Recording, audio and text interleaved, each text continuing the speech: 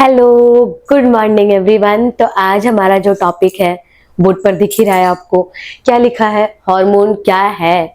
Hormones के बारे में आज हम जानेंगे। तो पिछले टॉपिक्स में हमने ग्रंथि को कवर किया था, ग्लैंड्स जिसको हम इंग्लिश में बोलते हैं ग्लैंड्स। तो ग्लैंड्स को हमने कवर किया था पिछले क्लास के टॉपिक में। पिछले क्लास के बाद जो टॉपिक है वो ग्लैंड्स के ऊपर थी, जिसमें हमने 3 तरह के ग्लैंड्स के बारे में पढ़े थे। कौन कौन सा? अंतःस्रावी, बहिःस्रावी और मिश्रित ग्लैंड। 3 ग्लैंड के बारे में हमने पढ़ा था। आज जो हम पढ़ेंगे वो हार्मोन है। हमने आपको पिछले टॉपिक्स में क्लियर किया था कि जो अंतःस्रावी ग्रंथियां होती हैं उनसे क्या होता है, उनसे जो स्त्राव होता है, उनसे जो रासायनिक पदार्थ निकलता है उसे हम क्या कहते हैं, उसे हम हार्मोन्स कहते हैं। जबकि जो बहिःस्रावी ग्रंथियां होती है उनसे जो रासायनिक पदार्थ निकलता है उसे हम एंजाइम कहते हैं। बच्चों के मन में हमेशा डाउट्स रहता है कि हार्मोन्स क्या है, एंजाइम्स क्या है। तो आज एक बेसिक डिफरेंस में क्लियर की हूं आपको कि हार्मोन्स जो होते हैं वो अंतःस्रावी ग्रंथि से निकलते हैं और एंजाइम्स जो होते हैं वो हमारी बहिःस्रावी ग्रंथि से निकलते हैं। आगे एंजाइम्स जो है वो पाचन में आप पढ़ोगे, डाइजेस्टिव सिस्टम में ज्यादा रोल जो होता है एंजाइम का होता है। जबकि हार्मोन्स के बारे में हम आज पढ़ेंगे, सारी जैविक क्रियाओं का नियंत्रण करना, समन्वय स्थापित करना, ये हमारे हार्मोन्स का काम होता है बेसिकली। तो अभी हम हार्मोन्स के बारे में जानते हैं कि हार्मोन्स होता क्या है। उससे पहले हम एक बेसिक चीज जानते हैं। इस चैप्टर को कवर करते करते हम आपको बताएं कि हम इस चैप्टर में नियंत्रण और नियमन मतलब समन्वय के बारे में ही जान रहे हैं। तो समन्वय क्या होता है? हम जानते हैं कि हमारे शरीर में, मनुष्य के शरीर की बात अगर हम करें तो यहाँ पे जैविक क्रियाएं होती रहती है, मेटाबॉलिक क्रियाएं होती रहती है, जिसको हम एनाबॉलिक क्रिया बोल सकते हैं, कैटाबॉलिक क्रिया बोल सकते हैं, ये होती रहती है। अब इन क्रियाओं के लिए हमारे जितने भी अंगों का जरूरत पड़ रहा है, इन अंगों में समन्वय स्थापित करना या इन क्रियाओं को नियंत्रित करके रखना कि सही रूप से, सुचारू रूप से ये क्रिया हमारे बॉडी में ठीक से हो पाए। मतलब अगर हम कहें तो हम ये कह सकते हैं कि हार्मोन जो है वो जैविक क्रियाओं को नियंत्रण करता है, समन्वय स्थापित करता है। साथ ही साथ इसमें जो अंग इन्वॉल्व होते हैं उनके बीच समन्वय स्थापित करने का काम हमारा हार्मोन करता है।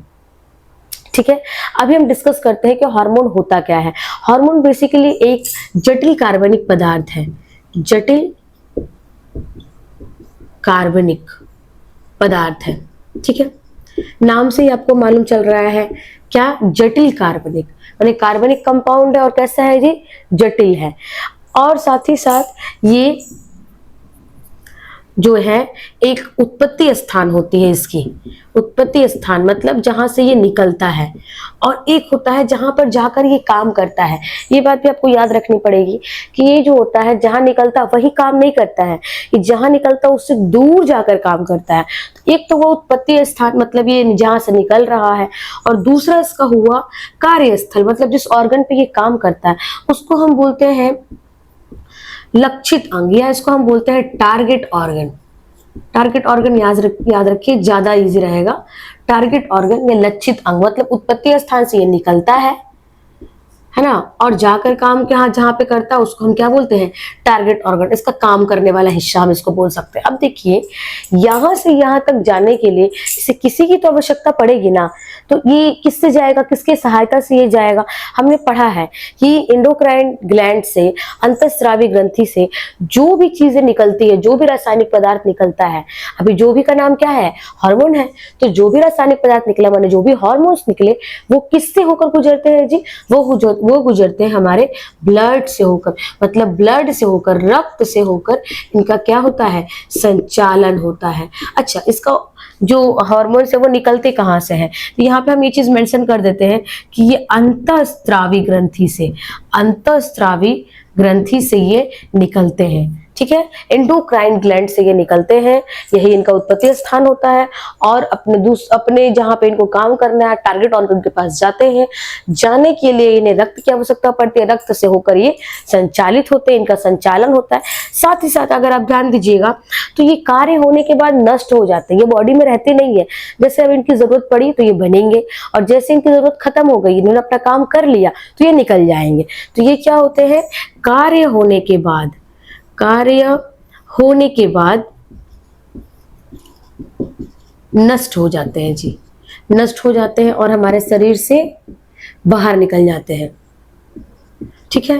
अभी इसको मिलाकर आप एक हार्मोन क्या है इसका एक डेफिनेशन दे सकते हैं, इन सब कंपोनेंट्स को मिलाकर। साथ ही विशेषता में भी आप इसको ऐड कर सकते हैं कि हार्मोन का अगर पूछेगा कि विशेषता क्या है, कैरेक्टरिस्टिक फीचर्स क्या है, तो आप लिख सकते हैं ये जटिल कार्बनिक पदार्थ है, ये कार्य होने के बाद नष्ट हो जाता है, इसका एक उत्पत्ति स्थान होता है, और जहां पर ये काम करता है उसको हम लक्षित अंग या टारगेट ऑर्गन बोलते हैं। साथ ही साथ हम यहाँ पे मेंशन नहीं किए हैं, जो हार्मोन है वो कम सांद्रता में भी अधिक प्रभावशाली होता है, मतलब कम क्वांटिटी में भी निकलकर ज्यादा एक्शन करता है ये, और यहाँ पे ब्लड के द्वारा इनका संचालन होता है। तो ये बेसिकली हमारे हार्मोन हुए। कुछ हार्मोन्स के नाम आप जानते ही हैं, थायराइड स्टिमुलेटिंग हार्मोन हुआ, एडिनोकॉर्टिकोट्रोपिक हार्मोन हुआ, है ना, ग्रोथ हार्मोन हुआ, ऑक्सीटोसिन हुआ, प्रोलैक्टिन हुआ। इस तरह के बहुत से हार्मोन्स है जो हमारे सिलेबस में है, हम उनको कवर करेंगे। इसमें कोई भी डाउट हो आप कमेंट सेक्शन में जरूर बताएं। Thank you.